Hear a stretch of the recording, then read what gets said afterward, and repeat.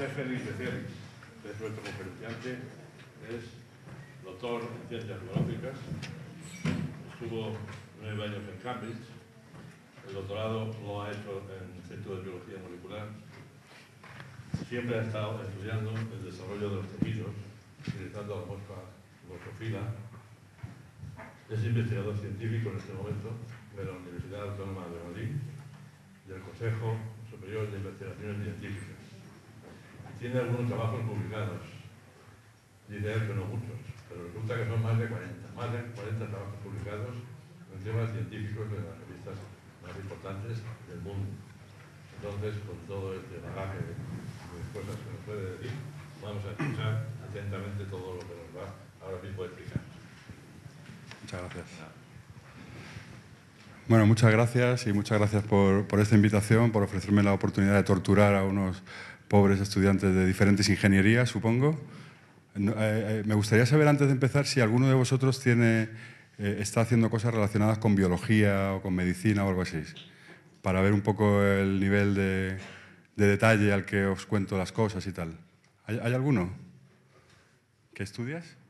Estoy haciendo una tesis en revoluciones aplicado a este tipo de cosas. Vale.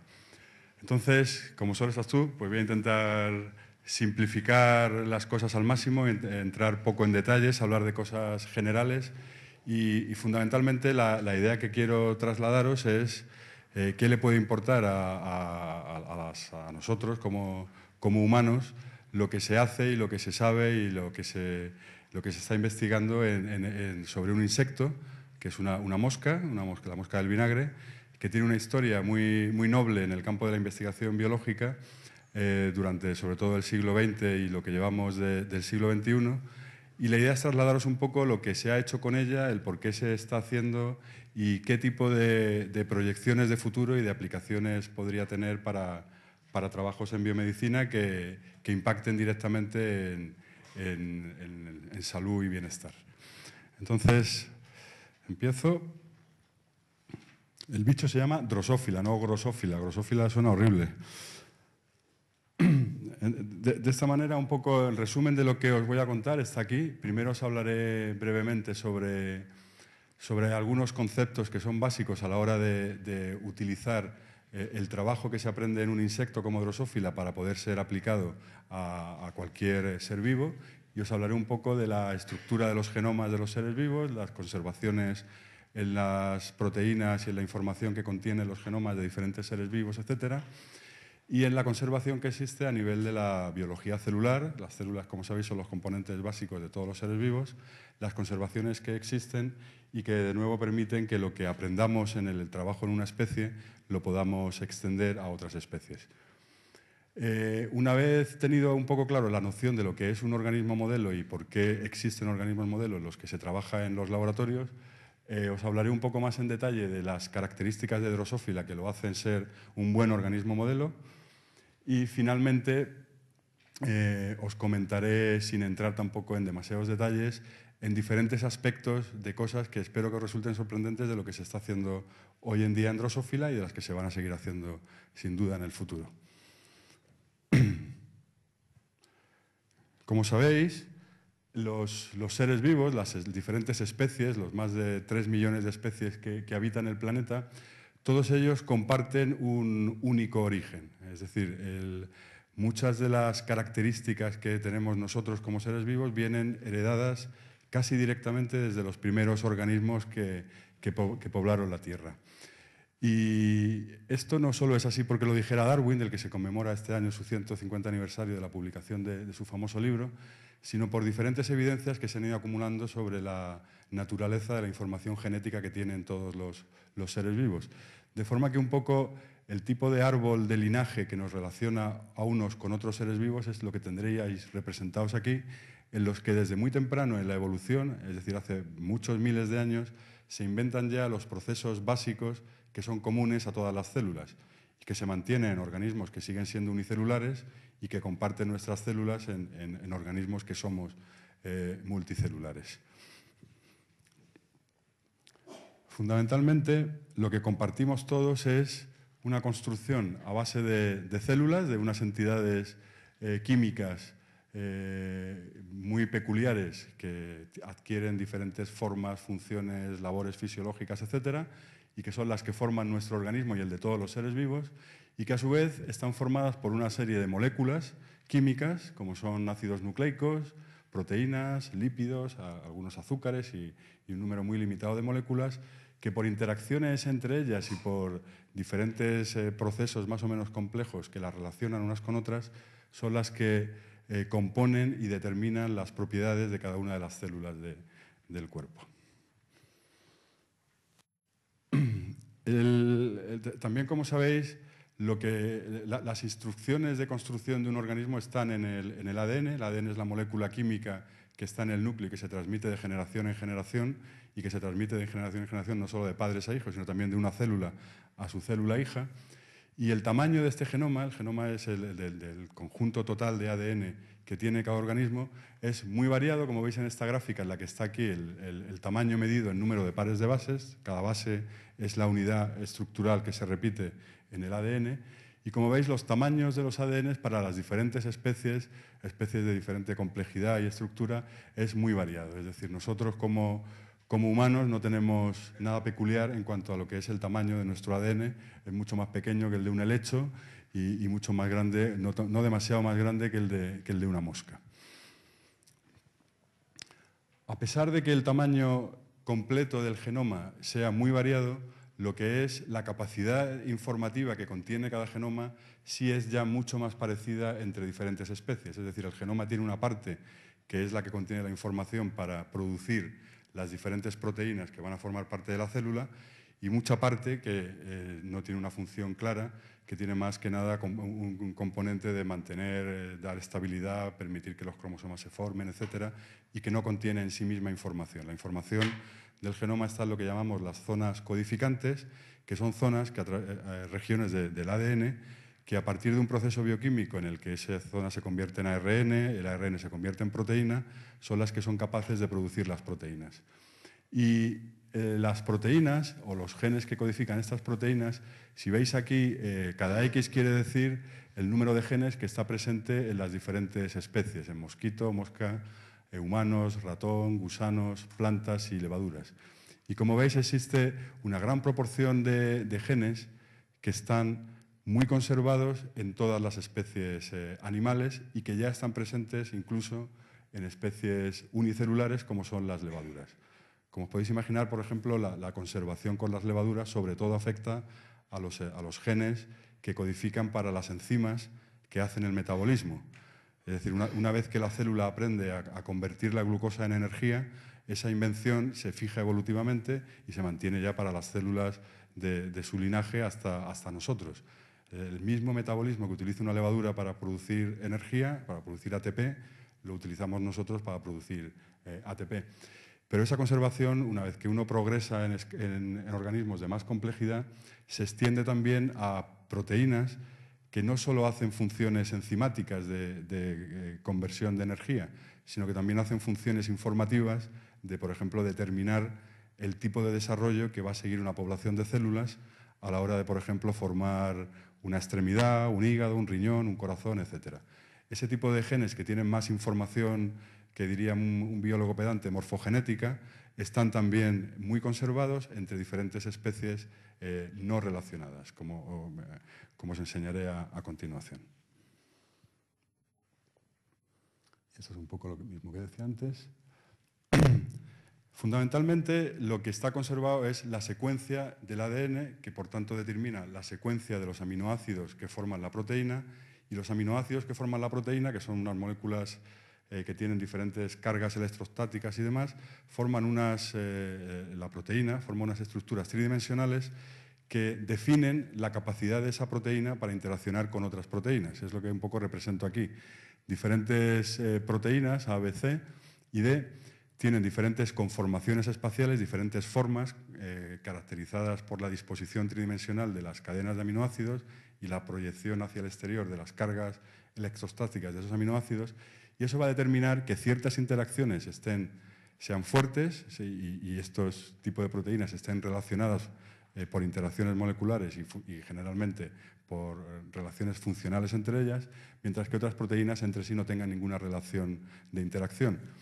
Y el hecho de que existe conservación en la secuencia implica que también existe conservación en el tipo de interacciones intermoleculares que se dan entre las proteínas y que son las que determinan a la larga el funcionamiento de la célula como una entidad viva.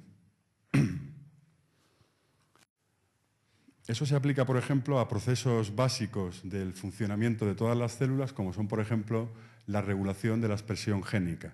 Regulación de la expresión génica quiere decir que el gen está en el ADN, eso es una cosa que está ahí en el núcleo de la célula y que necesita ser encendido y apagado según se necesite o no el gen, del producto del gen que se va a encender o apagar. Y ese proceso de regulación es muy complejo, implica muchos complejos de proteínas que se dedican a reclutar enzimas para que el gen produzca ARN, de modificar la estructura de la cromatina para que esté en un estado abierto, para que puedan entrar las enzimas que producen el ARN, etc. Y todas estas proteínas, así como otras que son lo que llamamos factores de transcripción, que reconocen secuencias específicas en el ADN y que sirven para regular la expresión de los genes, está también muy conservado en todos los organismos multicelulares. Y por otra parte, otro componente muy importante de la generación y mantenimiento homeostático de un organismo, como son las rutas de señalización celular, que son en el fondo los mecanismos que utilizan las células para comunicarse unas con otras, para regular la expresión génica, no ya por procesos que ocurren en una célula, sino por señales de una célula que son capaces de afectar vía cadenas de interacciones moleculares entre diferentes enzimas de una cadena de transducción, la expresión génica de células vecinas o de células que estén más lejos, etcétera. Todas estas redes de proteínas relacionadas por interacciones moleculares, que son lo que llamamos rutas de señalización celular, son también las mismas en los diferentes organismos, desde en gran parte la levadura hasta nosotros y también en muchísima mayor parte desde lo que se ha estudiado en gusanos, drosófila y vertebrados.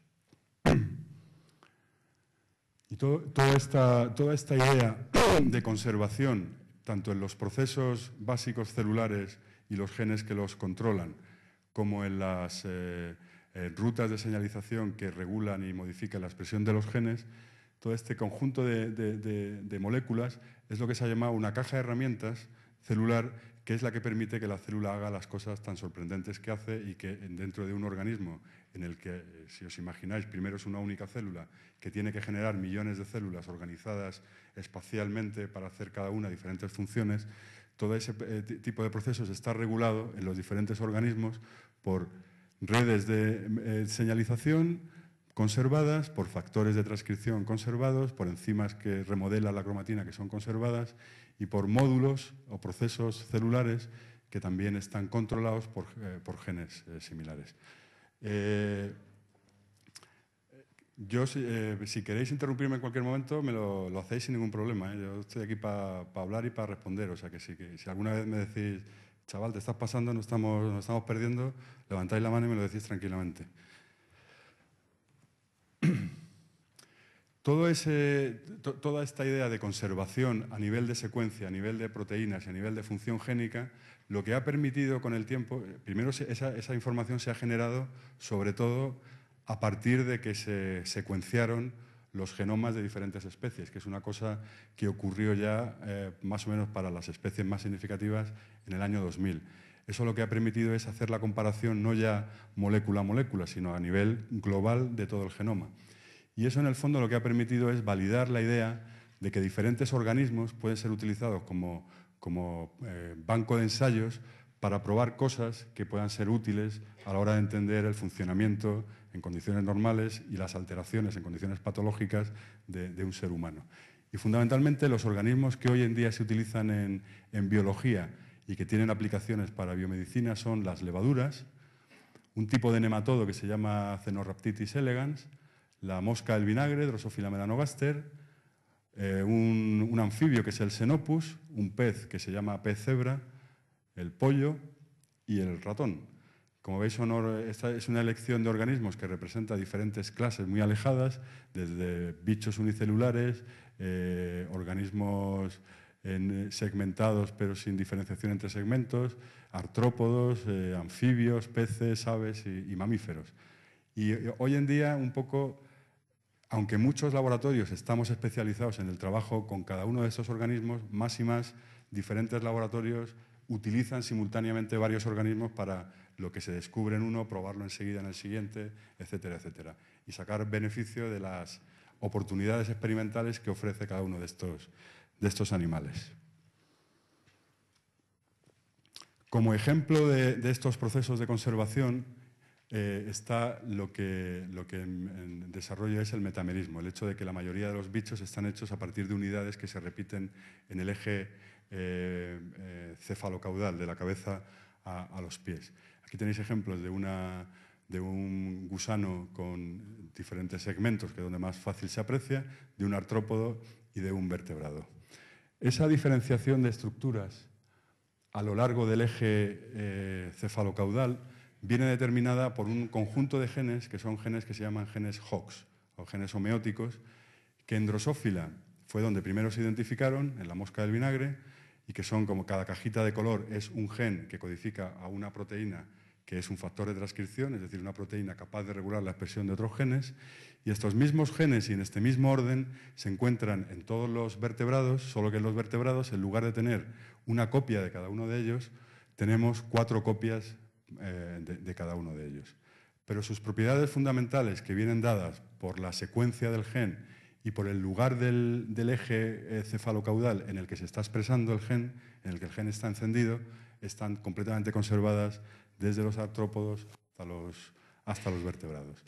Aquí cada código de color, lo que veis es en la médula espinal y en otras estructuras segmentadas de un embrión de ratón, lo que veis es el sitio donde se expresa cada gen de cada uno de estos colores y veis que el orden es el mismo que en el que ocurre en el embrión de Drosophila y en la mosca adulta.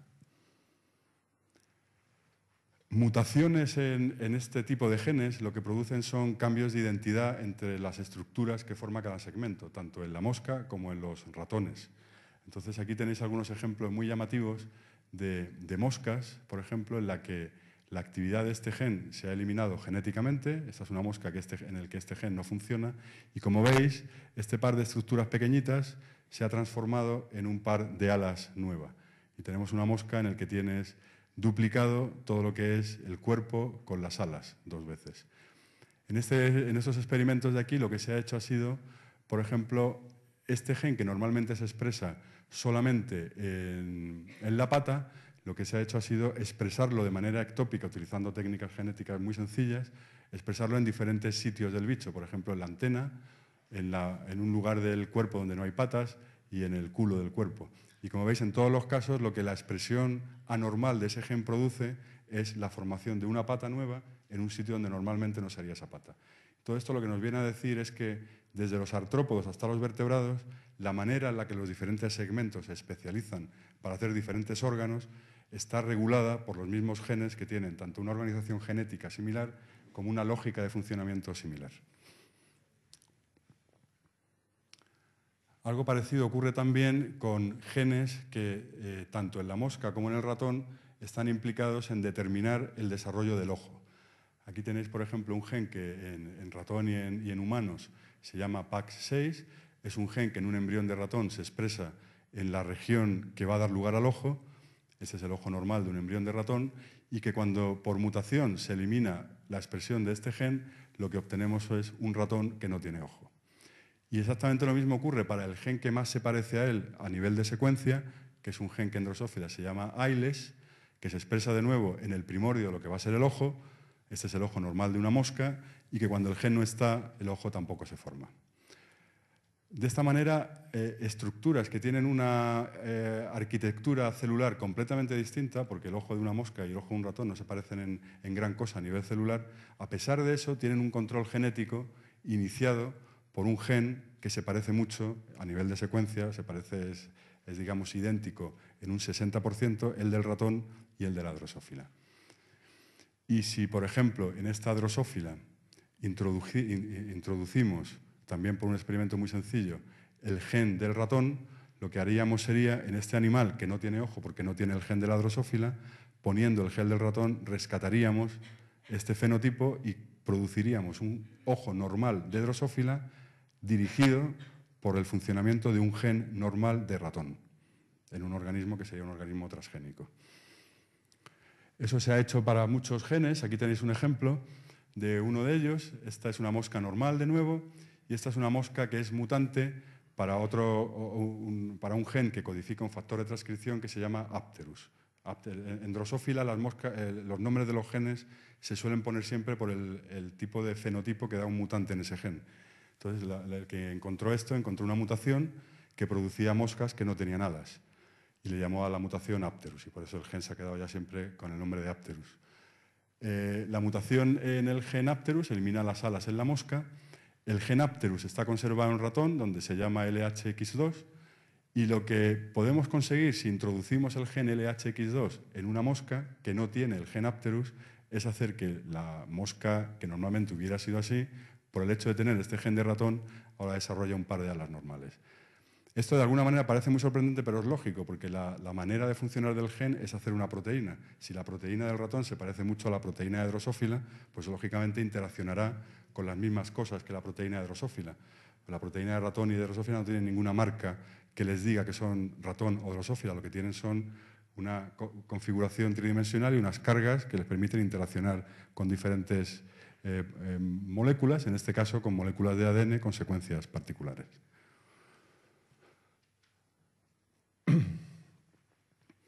Entonces, como primer resumen, los diferentes seres vivos tienen un grado altísimo de conservación a nivel genómico, a nivel de los tipos de genes que tienen y las secuencias que estos tienen, un grado bastante alto de conservación funcional, está conservado 2 veces, como veis, y esto nos permite utilizar organismos modelo, ¿de acuerdo?, para aprender en Drosófila lo que no podemos hacer experimentando en un humano. ¿Qué ventajas tiene la mosca? Bueno, la mosca, su ciclo vital está aquí resumido. La mosca hembra y la mosca macho viven como bichos que vuelan y que fundamentalmente lo único que hacen es buscarse el uno al otro para tener sexo y producir una gran progenie de pequeñas moscas. Esa es su vida. La mosca hembra deposita muchísimos huevos que se convierten en embriones, que tienen una vida como larva, como gusano, como esto es muy parecido a un gusano de seda. Este gusano lleva en su interior todas las células que van a formar en el proceso de metamorfosis, en la pupa, en la crisálida, lo que va a ser la mosca adulta. Y ese es el ciclo biológico de la mosca. De esta manera, en el fondo, la mosca, la primera ventaja que tiene es que tenemos un estadio embrionario, que es donde se generan, como en cualquier embriogénesis de cualquier animal, la mayoría de sus órganos, respiratorios, reproductivos, muscular, nervioso, etc. Un organismo, y este es un organismo que no se mueve, está sencillamente haciendo embriogénesis en el exterior, dentro de un huevo. Un organismo que es una larva, que tiene una fisiología y una conducta y una estructura completamente distinta, tanto a la del embrión como a la de la mosca adulta. Y finalmente una mosca adulta que tiene comportamientos y procesos que se pueden estudiar en ella, que fundamentalmente en la mosca adulta lo que más se estudia es control genético del comportamiento, ya que los comportamientos que tienen las moscas tienen un componente de aprendizaje muy limitado y fundamentalmente son comportamientos hereditarios, de manera que es relativamente útil para entender cuál es la base neural y por tanto, y la base genética que controla esa base neural de comportamientos que son siempre los mismos.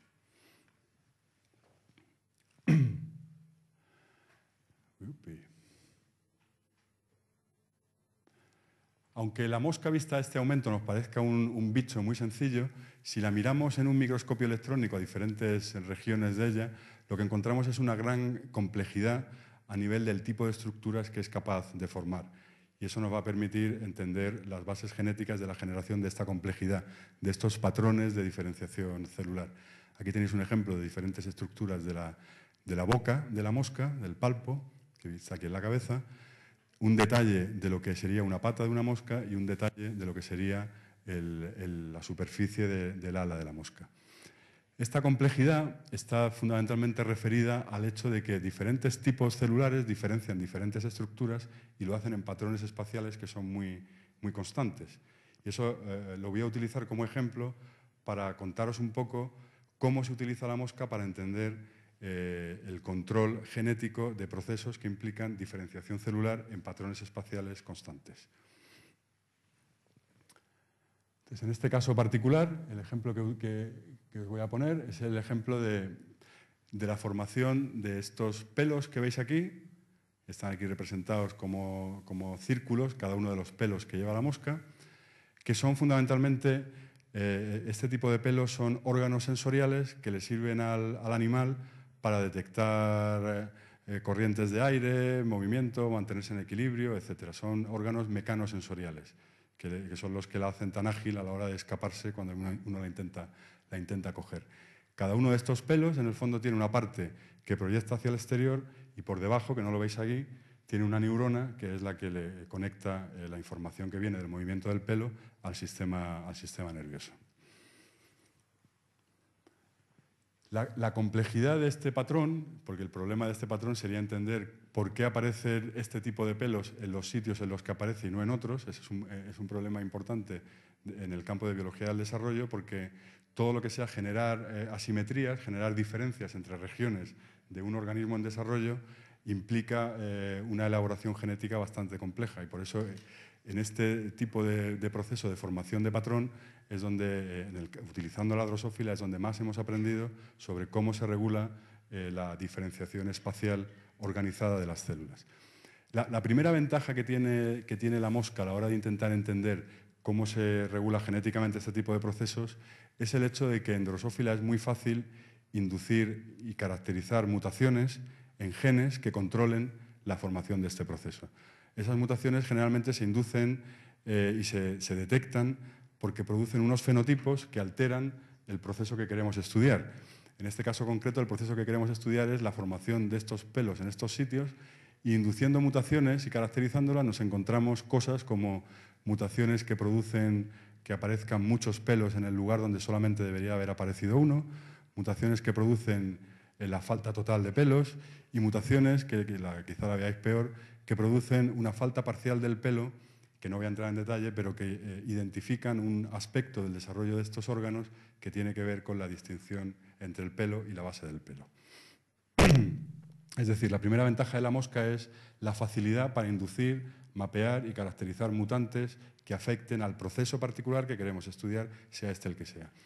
La segunda ventaja de la mosca es que se pueden utilizar muchas técnicas de análisis de alto rendimiento que nos van a permitir identificar, en este caso particular, genes cuyo patrón de expresión esté restringido al sitio donde se está formando el pelo. Lo que tenéis aquí es el tejido a partir del cual se va a formar la cutícula donde aparecen los pelos, y estos son, en morado oscuro, son las células que están expresando genes que se han identificado utilizando técnicas de microarray que permiten, para entendernos, comparar la expresión a nivel de todos los genes del genoma entre diferentes regiones del animal o entre diferentes animales de diferentes genotipos. Y la aplicación de estas técnicas obviamente es un método muy potente a la hora de identificar genes candidatos a controlar el proceso que estemos estudiando. Finalmente, o casi finalmente, otro aspecto de drosófila que ha sido muy útil es el hecho de que se pueda realizar descripciones de desarrollo muy detalladas de todas las etapas que implica el proceso de formación, en este caso, de los pelos. Aquí tenéis un ejemplo de genes que se van expresando en grupos de células de unas 10-15 células, genes que se expresan solamente en la célula que va a ser la madre del pelo, la que por divisiones va a formar todo lo que es el pelo, etcétera, etcétera. Y todo este proceso de identificación de genes, de descripción del proceso de desarrollo y de análisis genético, bioquímico de los productos que estos genes codifican, lo que nos permite es realizar modelos en los cuales clasificamos la función de los genes en forma de redes, en los que unos genes regulan a otros para hacer ciertas cosas que terminan por mandar a una célula hacia que se diferencie como pelo o que se diferencie como no pelo.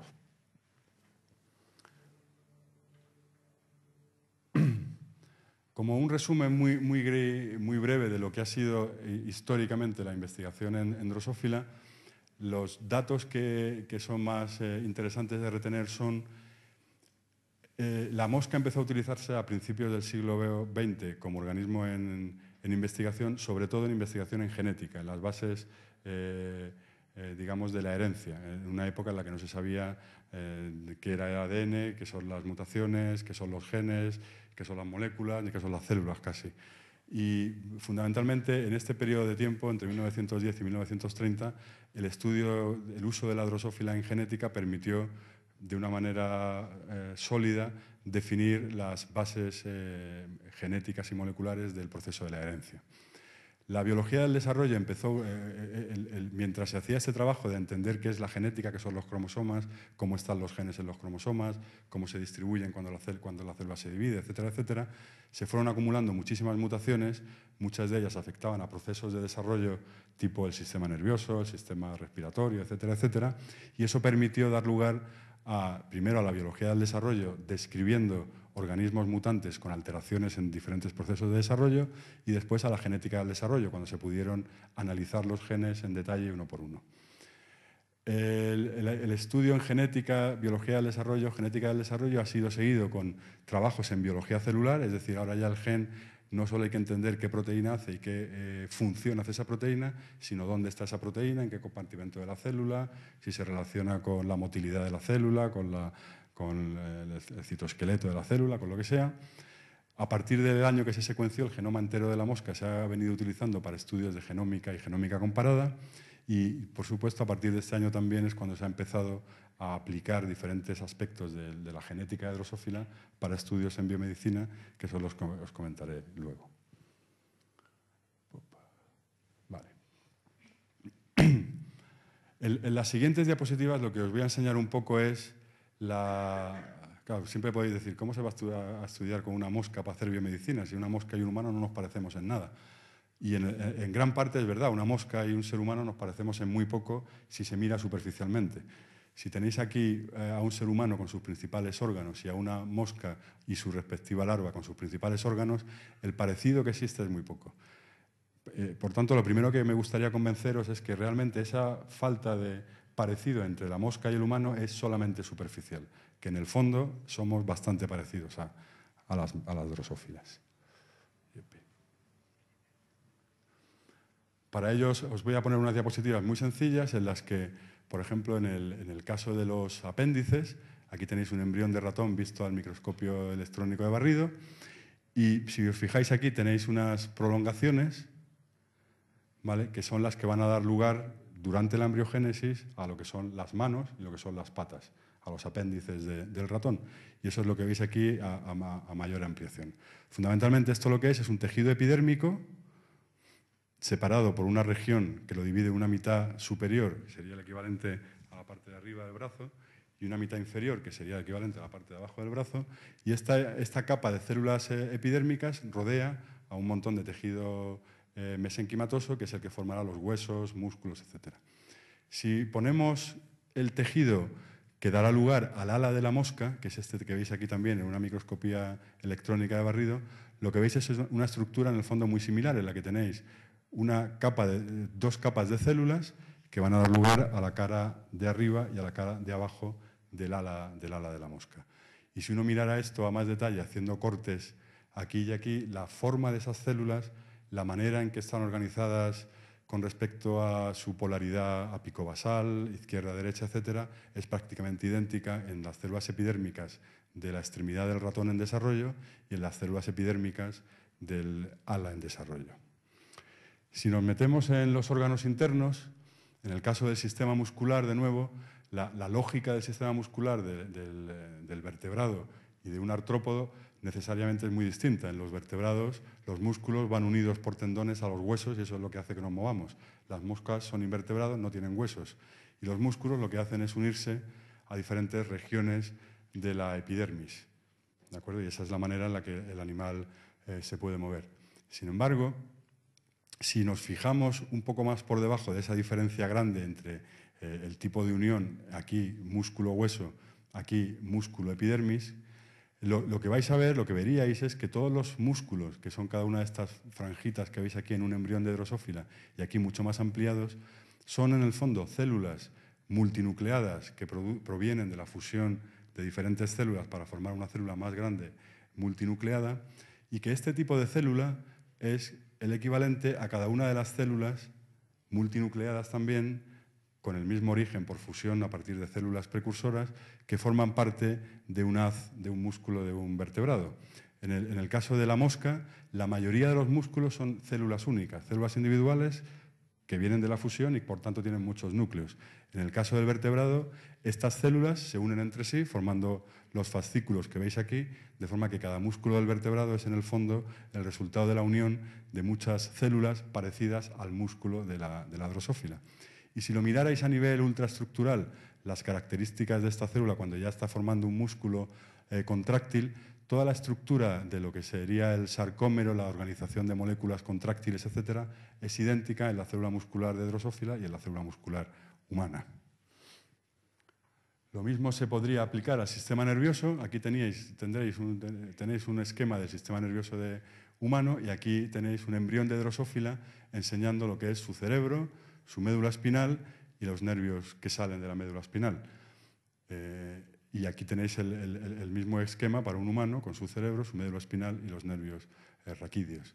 Y la base del funcionamiento y de la complejidad de este sistema, de nuevo, tanto en la mosca como en el humano, es las propiedades peculiares que tienen las células que lo forman, que son las neuronas. El mismo tipo de neuronas, con las mismas características de formar axones, formar dendritas, transmitir impulsos nerviosos, etc. Estas mismas células son las que forman el sistema nervioso de drosófila, que a lo mejor tiene 5.000 células, y las que forman el sistema nervioso humano, que a lo mejor tiene 50 millones de células, pero de esta misma célula.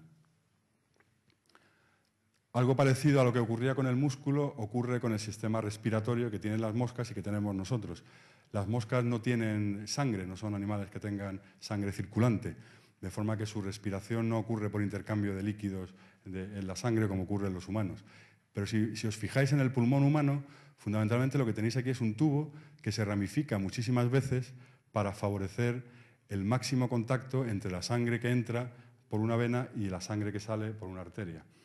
En el caso de la mosca, lógicamente, no hay sangre, pues esta estructura no tiene sentido. Pero sí existe en el fondo algo muy parecido, que es la formación de ramas, en este caso se llaman tráqueas también, ramas que se van ramificando y ramificando y que van mandando extensiones a todas las células del organismo. Estas ramas tienen una abertura al exterior por delante y otra por detrás, de forma que permiten la entrada de oxígeno, y el oxígeno que circula por todo este sistema es el que llega a todas las células del organismo. Pero de nuevo, lo que es el proceso de formación de tráqueas, el proceso de ramificación de células y los procesos de intercambio de gases son los que son parecidos entre la mosca y los humanos. Y por último, otra diferencia muy grande entre las moscas y nosotros es que nosotros tenemos riñones y las moscas no tienen riñones superficialmente. Pero de nuevo, lo que nos encontramos es que las moscas tienen un tipo de células, que veis aquí en verde, en mucho aumento, localizadas en el interior del embrión. Aquí la veríais a muchísimo más aumento, que son unas células muy irregulares con una membrana plasmática que da muchísimas vueltas y que tiene, si la mirarais todavía más aumento, este tipo de estructura. Estas células que están flotando en la cavidad interior de la mosca lo que hacen es filtrar todo el líquido en el que la mosca, que compone el interior de la mosca, todas las porquerías que están en ese líquido entran por estas aberturas, se quedan en este espacio y la célula las toma hacia adentro por un proceso que se llama endocitosis. Y es la manera en la que el bicho elimina las cosas tóxicas que tiene en su interior. En el caso del riñón de vertebrados ocurre algo parecido, solo que esta eliminación no ocurre a nivel de un medio abierto, sino ocurre a nivel de capilares sanguíneos en los cuales se va a filtrar componentes químicos que son tóxicos para la sangre y que van a entrar por este tipo de aberturas que forman las células que componen los glomérulos del riñón y que van a pasar, en este caso, no al interior de la célula, sino al interior de lo que va a ser el sistema excretorio para salir luego en forma de orina. Lo interesante es que las moléculas que permiten que las células adquieran esta conformación en su membrana, tanto en la mosca como en el vertebrado, Y son las mismas moléculas en un bicho y en otro. Aquí tendríais el esquema del sistema en una drosófila, en este tipo de uniones aquí, y aquí lo tenéis para un riñón de un vertebrado. Y estas moléculas que están aquí en colorines son las mismas moléculas que, por tanto, definen una anchura de estos poros que es la misma en las dos especies. ¿De acuerdo? De forma que a nivel fisiológico superficial y a nivel celular superficial existen grandes diferencias entre los vertebrados y los insectos, pero a nivel celular y a nivel molecular las diferencias se van haciendo más y más pequeñas.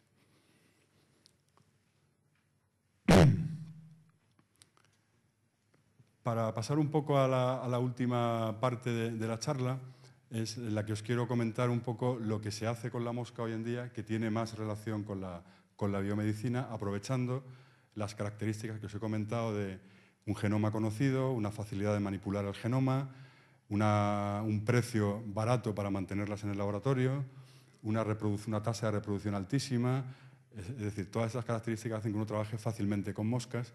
Y para adaptar ese bicho a trabajos en biomedicina, lo que fundamentalmente se hace es generar modelos en mosca que tienen introducidos genes de humanos, que son genes que sabemos están en la base de determinadas enfermedades, tanto enfermedades neurodegenerativas, como os comentaré ahora alguna, como enfermedades que se caracterizan por ser distrofias musculares, etcétera, etcétera. Una vez que tenemos una mosca en la que tenemos introducido el gen humano, que es el causante de la enfermedad que queremos estudiar, lo que se suele utilizar es, por un lado, para estudiar qué es lo que le pasa a las células de la mosca cuando tienen esa variante del gen humano dentro funcionando en sus células. Fundamentalmente se suelen buscar otros genes de la mosca que cambien la citopatología del desarrollo de esa enfermedad y que, por tanto, sean candidatos a participar en el control de la progresión de esa enfermedad y, por tanto, candidatos a ser dianas terapéuticas para compuestos farmacológicos. Una vez que se tienen los candidatos, se pueden analizar compuestos químicos, sencillamente dándoselos de comer a la mosca y viendo cómo eso modifica el desarrollo de la enfermedad que hemos provocado artificialmente en ella. Y, fundamentalmente, el objetivo final, sobre todo de las farmacéuticas, es la identificación de proteínas diana que sean susceptibles de ser modificadas su función por el uso de fármacos de poca toxicidad y fácil administración.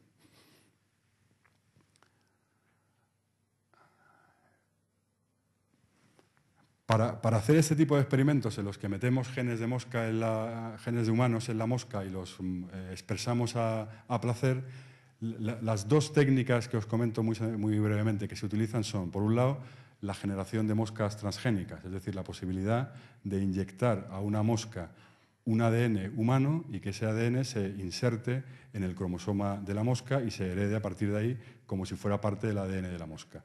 Eso es lo que se llaman técnicas de transformación que se hacen rutinariamente en la mayoría de los laboratorios de drosófila. Esa técnica nos permite introducir las piezas de DNA humano que queramos en la drosófila, piezas de DNA que previamente se pueden haber manipulado por química de ADN en el laboratorio. La segunda parte del truco está en una técnica que utiliza información que se sabía de levaduras, en las que se van a combinar una proteína de levadura introducida de la misma manera que la proteína humana con el gen humano puesto bajo la regulación de unas secuencias particulares para que tengamos una mosca con el gen humano y con estas secuencias. En esta mosca el gen humano no está funcionando, está en el genoma, pero no está expresándose, no está activo. Mientras que en esta otra mosca lo que tenemos es una región reguladora que va a regular la expresión de una proteína de levadura que se llama proteína Gal4, y cuando ponemos juntas esta mosca y esta otra, en su descendencia van a estar tanto este gen como este otro gen. La proteína Gal4, que se va a expresar en el sitio que queramos, va a activar la expresión de estas secuencias y, por tanto, la transcripción del gen humano.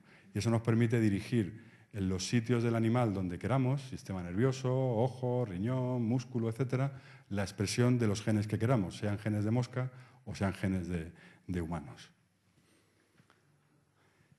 El sitio en el que más se ha trabajado, el tejido en el que más se ha trabajado con la mosca a nivel de estudio de enfermedades neurodegenerativas es el ojo. Es el ojo porque, primero, es una estructura prescindible para la vida de la mosca, es decir, las moscas sin ojos son perfectamente felices a la hora en el laboratorio de nacer y reproducirse, con lo cual uno le puede hacer todas las perrerías que quiera al ojo y la mosca sigue viva y sigue reproduciéndose y teniendo mosquitas. Por otra parte, el ojo es una estructura nerviosa, es decir, es una estructura fotorreceptora que está formada por neuronas. Todo esto que veis aquí, estas cosas redondas, son los cuerpos de las neuronas que se extienden desde la superficie del ojo hasta lo que va a ser el cerebro. Ahora veréis una foto mejor. De manera que, como son neuronas, pues son células que reproducen a las neuronas del sistema nervioso central de los humanos y que son las afectadas por procesos de neurodegeneración. Yo creo que eso lo veis mejor en esta diapositiva, en la que de nuevo tenéis aquí marcados los núcleos de las neuronas en colores porque son diferentes anticuerpos y tal.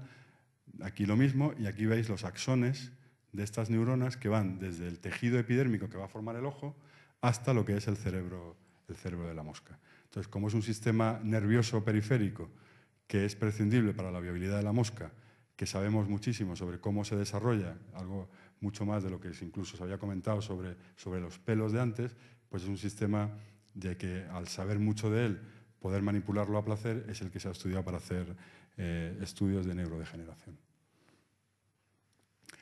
El tipo de enfermedades que se han, digamos, trasladado del humano a la drosófila son las que os intento resumir aquí, que fundamentalmente son enfermedades causadas por la expresión en el humano de un gen que tiene, por mutaciones, añadidos repeticiones grandes de un aminoácido que es, por ejemplo, glutamina. Entonces, es un gen que funciona normalmente, pero que en ciertos casos hereditarios se añaden a ese gen la zona codificante de la glutamina repetidas veces por un proceso que no se conoce, y la proteína que sale ahora es una proteína que es tóxica para la neurona y que termina por matar a la neurona.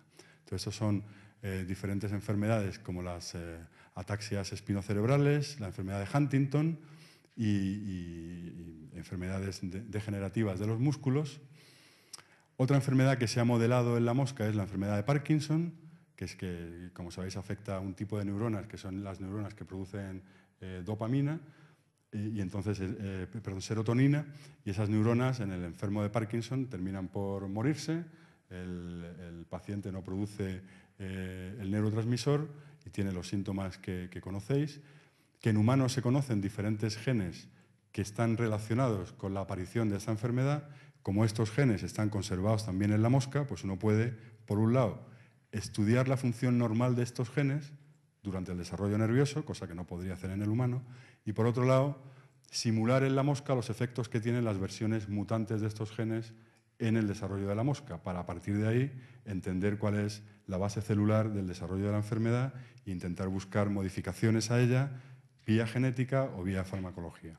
Otra enfermedad que se ha modelado en la mosca es la enfermedad de Alzheimer, que fundamentalmente la enfermedad de Alzheimer hereditaria está relacionada con la acumulación en una región del cerebro, la corteza cerebral, de una cosa que se llama péptido amiloide, que es el resultado de un procesamiento anormal de una proteína, y ese péptido amiloide se puede hacer que se produzca. Las moscas no tienen Alzheimer normalmente, pero si uno expresa en el cerebro de una mosca o en el ojo de una mosca el péptido amiloide, lo que consigue es ser tóxico para la neurona, matar esa neurona y reproducir el componente celular de la enfermedad de Alzheimer.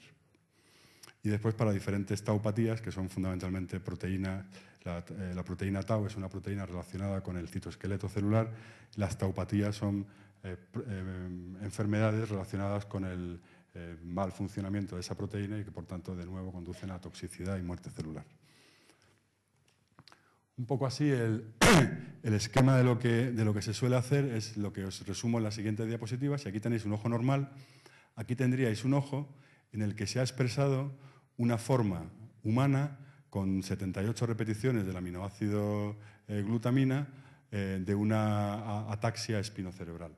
Y lo que veis es que el ojo, que aquí tiene una consistencia muy regular y muy normal, en el ojo donde se expresa esta proteína humana, lo que ocurre es una neurodegeneración, una muerte neuronal que es además progresiva. Es decir, la mosca cuando nace es una mosca normal, tiene el ojo normal y todo, y parece feliz y contenta, pero conforme pasan los días se le empiezan a morir las neuronas del ojo y termina por tener esta patética pinta del ojo. Entonces, este desarrollo de esta neurodegeneración es lo que se puede estudiar a nivel celular y fisiológico en el ojo de la mosca, y después, es un poco lo que viene aquí, un momento, y después, mediante técnicas que se han utilizado durante mucho tiempo en Drosophila de generación y caracterización de mutantes, lo que se hace es buscar, aquí de nuevo tenéis el ojo normal, el ojo en el que se ha inducido la expresión de la proteína humana mutante y que por tanto entran en degeneración. A estas moscas se las inducen mutaciones por diferentes métodos, por irradiación, por mutágenos químicos, por elementos transponibles, diferentes formas. Y lo que se busca es mutaciones en genes que o bien agraven el fenotipo de ojo degenerado o bien supriman el fenotipo de ojo degenerado. Estas son mutaciones muy raras. La mayoría de las moscas, después de ese tratamiento, van a seguir siendo como sus padres, moscas con el ojo degenerado. Pero una fracción pequeña de genes lo que van a producir es que o bien esta degeneración se agrave o que o bien esta degeneración se suprima. Y estos genes que se identifican de esta manera son los que ahora pasan de nuevo al estado de estudiarlos, ver por qué suprimen o por qué aumentan la neurodegeneración y ver, en el caso concreto de este gen, qué maneras habría de reducir su función en un humano farmacológicamente para evitar la neurodegeneración y, en el caso de un gen de este tipo, ver qué maneras habría de aumentar su función en un humano para reducir la neurodegeneración. Es un poco la lógica general de casi todos los trabajos en los que se utiliza Drosophila para hacer estudios de neurodegeneración. Como os decía, eso se ha hecho para el caso del Alzheimer, donde aquí de nuevo lo que tenéis es un cerebro, un cortes histológicos de cerebros de mosca, en los cuales, expresando la versión mutada de la proteína APP2, que es la que produce el péptido amiloide, que es una proteína humana, un gen humano que produce una proteína humana, lo que se consigue es acumular en el cerebro de la mosca las placas amiloides, que veis aquí en oscuro, que son las sintomáticas y causantes de la degeneración neuronal y de la muerte de neuronas en la corteza cerebral, que están en la base de la enfermedad de Alzheimer. Y en el caso de la enfermedad de Parkinson, de nuevo, las neuronas dopaminérgicas, este es el cerebro de la mosca, un esquema del cerebro de la mosca, donde lo que tenéis marcado son todas las neuronas que producen dopamina. Entonces, las neuronas que producen dopamina se saben porque uno hace una tinción del cerebro con un anticuerpo contra dopamina y se ve qué neuronas la están produciendo. Y lo que uno puede hacer ahora es inducir por diferentes métodos o bien la expresión de los genes que están relacionados con la enfermedad de Parkinson o bien directamente inducir una toxina que mate a estas células y ver qué le pasa a la mosca cuando se matan las células que producen dopamina. Una vez hecho esto, lo que se trata es, por un lado, como os comentaba antes, estudiar la función normal de estos genes, por otro lado, reproducir los síntomas de la enfermedad de Parkinson y, finalmente, por el método que os comentaba también antes, buscar modificadores a la sintomatología de esa enfermedad que hemos generado artificialmente.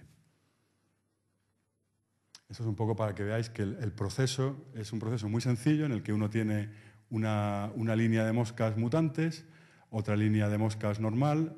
Estas moscas las tratas con agentes mutagénicos, las cruzas con estas y en la descendencia buscas cosas en las que el fenotipo esté agravado o esté reducido. A partir de ellas se establecen lo que llamamos stocks, es decir, se aísla el cromosoma que está produciendo esta modificación y a partir de ahí se identifica a qué gen corresponde esa mutación, se mapea esa mutación para ver qué tipo de cambio ha producido en el ADN, en qué proteína está, etcétera, etcétera.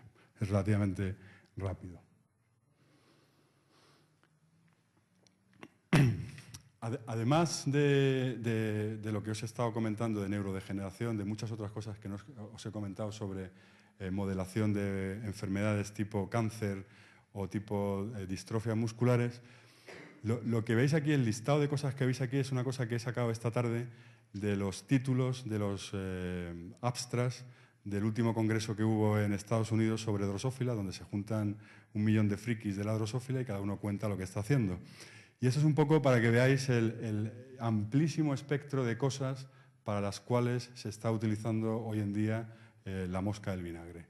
Entonces aquí, por ejemplo, tenéis cosas tan variopintas como la dependencia sobre los nutrientes, la dependencia de la longitud de la vida y de la función de las mitocondrias, que son cosas muy relacionadas, sobre la dieta. Las moscas tienen, como nosotros, una vida medida, en este caso, en días, y eso está sometido, por un lado, a control genético y, por otro lado, a control ambiental. De manera que lo que es el componente genético es el que es fácil de estudiar en la mosca y ver cómo diferentes fondos genéticos regulan la extensión de la vida y cómo son afectados cada uno de ellos por el tipo de nutrición. Otra cosa es aquí para estudiar envejecimiento de tejidos, haciendo heridas en moscas de diferente edad, de diferente genotipo, y ver el grado de reparación de la epidermis, cosas que lo afectan, etcétera, etcétera. Cosas que tienen que ver con el funcionamiento del corazón y con la agilidad del bicho según el entrenamiento. O sea, hay gente que se dedica a entrenar a las moscas en aparatillos especiales donde las obligan a estar continuamente moviéndose. O sea, la mosca es un bicho que siempre tiende a irse en contra de la gravedad. Si uno la pone en un tubo, la mosca se va para arriba. ¿De acuerdo? Entonces, si ese tubo lo estás cambiando continuamente, la pobre mosca está continuamente moviéndose porque siempre está buscando el moverse en dirección opuesta a la gravedad. Entonces, lo que uno hace en este tipo de experimentos es comparar la fisiología cardíaca, la bioquímica mitocondrial, etcétera, en moscas en las que han estado quietas todo el día, pegadas a la papilla sin poder moverse, y en moscas que han estado continuamente para arriba y para abajo por las paredes del tubo. ¿De acuerdo? También se utiliza mucho para utilizar procesos que tienen que ver, estudiar la base genética de procesos que tienen que ver con el control del crecimiento, con la competición celular. Estos son aspectos, el crecimiento y la competición celular, que están muy relacionados con procesos tumorales. En un tumor que implica una célula que ha mutado diferentes genes y que empieza a dividirse como loca, esa célula tiene que evitar ser eliminada por las células de alrededor, es lo que se llama a veces competición celular. Y eso es una cosa que se estudia en moscas, sobre todo en tejidos epiteliales. Algo parecido ocurre con estudios sobre divisiones de células madre y formación de tumores. Como sabéis, las células madre son células que tienen la capacidad de dividirse y formar a una célula que es igual que su madre y otra célula que se va a diferenciar. Y eso lo hacen infinitamente, pero de una manera regulada. Cuando esa división se hace descontrolada y la célula madre se divide dando lugar a dos células madre en vez de una y otra que se diferencia, esas células normalmente entran en proceso de formación de tumores, y la mayoría de los tumores cerebrales vienen a partir de cambios en la manera de dividirse de las células. Y las bases genéticas de cómo se regula la división de las células madre pues también se están estudiando en mosca, etcétera, etcétera, etcétera. Es decir, muchas cosas para las cuales uno no imaginaría nunca que se podía trabajar con una mosca se están siendo actualmente trabajadas en mosca, y con ellas pues lo que se intentará es entender las bases genéticas de aspectos tan variados como es la fisiología, conducta y a la larga evolución de los bichos. Y con esto acabo, y muchas gracias por vuestra atención.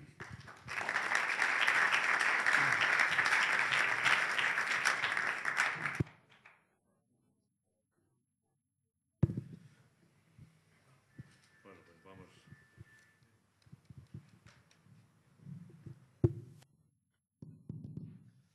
Vamos entonces a ver el coloquio, qué preguntas surgen, me imagino que muchas, porque eso de comparar las moscas con las personas, pues es una cosa que no se hace todos los días. Es real. Muy interesante las moscas. Cuando veamos una mosca ahora ya trataremos de matarla. Cuando aplastéis una mosca ahora, pensar que estáis aplastando a una entidad tremendamente sofisticada, perfectamente adaptada para un tipo de vida, aunque sea una vida molesta para nosotros, pero tremendamente sofisticada. Sí, complejísimos, no es un bicho cualquiera. No digamos una cucaracha o cualquier bicho de estos, aunque no sean tomados como modelo para el estudio, pues tienen una complejidad tremenda. Vamos a ver cuáles son las primeras preguntas que aparecen por aquí. Sí. Una pregunta, ¿al ser un medicamento puedes actualizar en todas las proteínas de todas las células del cuerpo o tienes que darlo desde el principio? Cuando tú das un medicamento, estás actuando sobre todas las células del cuerpo y puedes cambiar del medicamento depende de cómo lo des. Los medicamentos son moléculas químicas que muchas veces se toman por dietas, se tragan y se distribuyen por la sangre y van a todas las células. Lo que pasa es que solamente actúan sobre dianas moleculares, ¿vale?, que están presentes o alteradas o subidas o cambiadas, las células que están enfermas y que tú quieres combatir. Pero en general tendrán efecto en todas las células. En el caso de la mosca, los medicamentos se los dan en la papilla, en la porquería que comen los gusanos. Los gusanos viven en unos tubos de plástico donde tienen un fondo formado por una mezcla de agar, de levadura, azúcar, etc. Y ahí se añaden las cosas. Ahí se añaden las cosas que tú quieres testar, la larva se lo come, eso entra por su aparato digestivo, de ahí se distribuye a todas las células y entonces provoca un efecto. Lo que pasa es que tú mides el efecto en las células que a ti te interesa medirlo. Por ejemplo, si es en neuronas, pues lo que te vas a fijar es en las neuronas. Si es en el riñón, pues te vas a fijar en estas celulitas verdes que os enseñaba antes. Pero en el fondo el medicamento está por todas partes. La siguiente pregunta. Voy a hacer una pregunta que no es demasiado importante, pero la mosca no tiene sangre. No. Entonces, ¿no tiene circulación de ningún líquido o sí tiene? Sí, todo lo que es la larva, todo lo que es el interior de la larva, es un líquido en el que baña a todos los órganos internos de la larva. Es una cosa que le llaman hemolinfa. Entonces ese líquido es el equivalente a la sangre, pero no tiene un sistema de capilares, de venas, de arterias que lo mueva de un lado a otro. Está sencillamente, por eso cuando aplastas una mosca, sale una larva, un gusano, sale una especie de moco verde. Ese es el líquido que forma todo el interior del bicho y donde están todos los órganos flotando. Movimiento, corazón. Tienen una cosa parecida al corazón que hace que ese líquido se mueva. O sea, ese líquido tiene que moverse un poco porque tiene que renovarse, tiene que distribuir los nutrientes, tiene que tener... No puede depender solo del movimiento browniano para distribuir las cosas. Entonces, la mosca tiene un órgano que es parecido al corazón humano, es un órgano muscular en el que entra la hemolinfa y va pulsando continuamente y la va moviendo como una especie de bomba. Pero no es un corazón para nada comparable al nuestro, con diferentes cubículos, trozos y circulación arterial y venosa. Es mucho menos sofisticado, pero como veis ahí se utiliza para hacer cosas de ejercicio, ¿vale? Y también se utiliza para probar el efecto del envejecimiento sobre la fisiología del corazón, por ejemplo. La siguiente pregunta, vamos a ver. Bueno, voy a hacer yo una pregunta un poco más difícil. Vamos a ver. Para mí difícil. Las mitocondrias. Mitocondrias. El ADN mitocondrial. Sí. Bueno, lo que sirve para que una célula, al dividirse en dos, forme dos células, y luego la evolución del ser vertebrado y todo eso, es el ADN que está en los cromosomas. Que está en el núcleo. Entonces, el ADN que está en la mitocondria, ¿para qué sirve? El ADN que está en las mitocondrias es químicamente igual que el ADN que está en el núcleo, solo que es mucho más pequeño, tiene una capacidad de codificar enzimas mucho menor, pero codifica enzimas que muchas de ellas son las enzimas que hacen que la mitocondria tenga el funcionamiento correcto para generar energía. O sea, la mitocondria es el órgano de generar energía de la célula. Y muchas de las enzimas que participan en esa generación de energía, que son muchas de esas proteínas, su origen genético no está en el ADN nuclear, sino en el ADN mitocondrial. O sea, el ADN mitocondrial se transcribe igual que el ADN nuclear, forma ARN, ese ARN forma una proteína que es proteína mitocondrial. De hecho, ese ARN sale de la mitocondria, produce la proteína en el citoplasma de la célula y esa proteína vuelve a la mitocondria. Sí, no, las proteínas son entidades que para un ingeniero tienen que ser la bomba, porque tienen marcas moleculares, en este caso químicas, que las permiten ser dirigidas hacia diferentes partes de la célula. Es decir, la célula no es una sopa homogénea de cosas, sino que está totalmente estructurada y las proteínas están en los sitios que tienen que estar. Entonces, las proteínas mitocondriales están en la mitocondria y una fracción importante de ellas se codifica por el ADN mitocondrial. Vamos, chicos, animaros. Una cosa que es bastante intrigante es, llega un potencial eléctrico por los nervios, llega a un músculo. ¿Y por qué hace que el músculo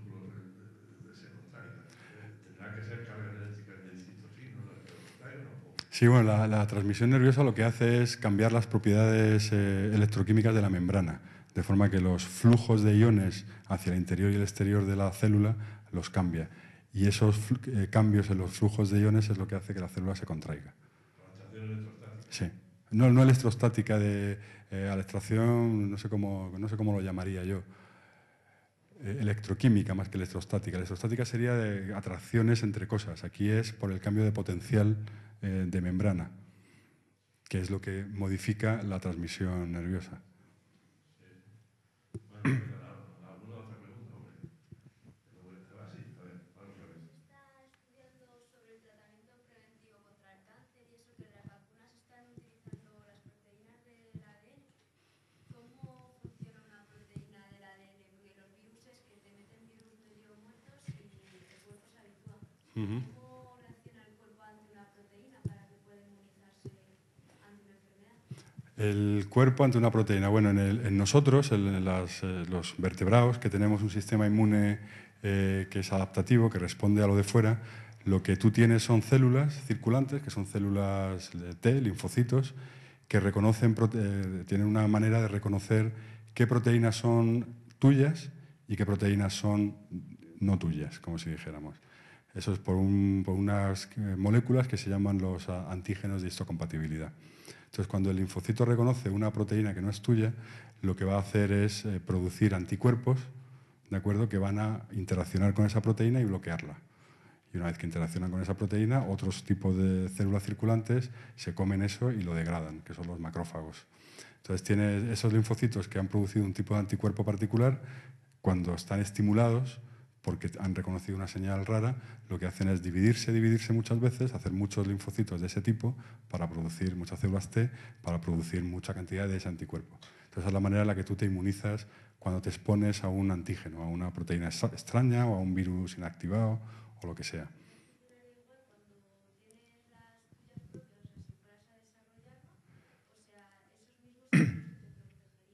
En el caso tuyo, tú no puedes generar anticuerpos contra ti mismo. Eso es lo que son las enfermedades autoinmunes, en la que el sistema de histocompatibilidad se equivoca y reconoce a tus proteínas como si fueran extrañas. Entonces genera anticuerpos contra tus proteínas y produce alergias, inflamaciones, etc. Pero eso es un error de funcionamiento del sistema inmune. En el caso del cáncer y los virus, lo que los virus hacen para causar cáncer es, sobre todo, insertarse. Muchos virus tienen un tipo de vida medio parásita, en la que el virus, su ADN, una vez que ha entrado en la célula, se incorpora en la célula, en el ADN de la célula donde se ha metido. Entonces, al meterse ahí, lo que puede hacer es inactivar un gen tuyo, y ese gen, si es un gen que suprime tumores, porque hace que su funcionamiento normal es parar la división de la célula, al haberse metido un virus ahí, ese gen ya no funciona, la célula se vuelve loca, empieza a dividirse y acaba siendo un tumor.